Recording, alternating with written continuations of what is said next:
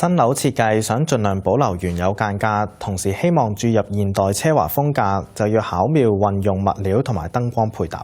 嗱，睇下設計師點樣發揮，為男戶主打造大約400尺嘅兩房，喺唔太大改動間隔之下，變成個性化嘅專屬空間。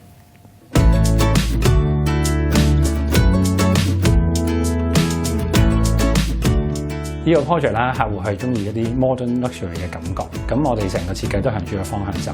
咁我哋主要配搭咗木顏色為主要元素啦，咁亦都用咗雲石去作為配搭。咁木顏色同埋雲石都係走通晒成間屋嘅 elements 嚟嘅。以深木色調為基礎，搭配雲石點綴，全屋營造出低調嘅奢華感。單位係啱啱入伙嘅新盤，實用面積大約400尺，由男戶主一個人居住。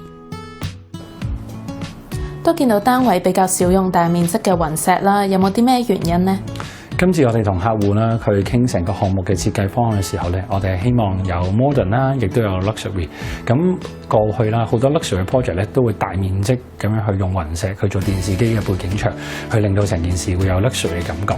今次我哋同客戶傾完之後咧，我哋希望成個 luxury 感覺係會嚟得低調啲嘅。咁所以我哋就希望喺比例上啦，會減少用雲石。咁我哋配合翻用木去做翻成個櫃嘅主要元素啦。我哋將雲石放咗喺腳嘅腳座度，咁希望用雲石去襯托出木嘅元素。咁另外啦，喺電視櫃嘅左右兩側，我哋都保留咗唔少嘅 display 位置。主人房延續低調奢華嘅風格，相較客廳用色偏向淺淡，希望喺睡眠區營造柔和放鬆嘅氛圍。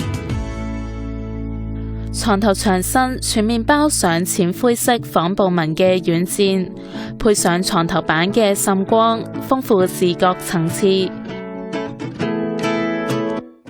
床頭櫃加入同廳一樣嘅雲石腳座概念，並延伸去到旁邊木色配茶色玻璃大衣櫃，形成一體化嘅設計，強調整體嘅連貫性。另一間房設計師改為書房，亦都係全屋唯一有間隔改動嘅地方。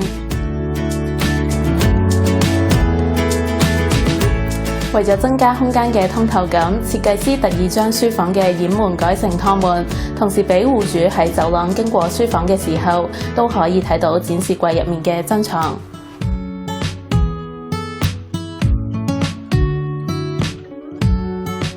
至於開放式廚房係新樓原裝嘅款式，鋼琴漆面嘅灰調櫥櫃搭配雲石嘅牆面同 L 型工作台面，融入單位嘅整體奢華風格。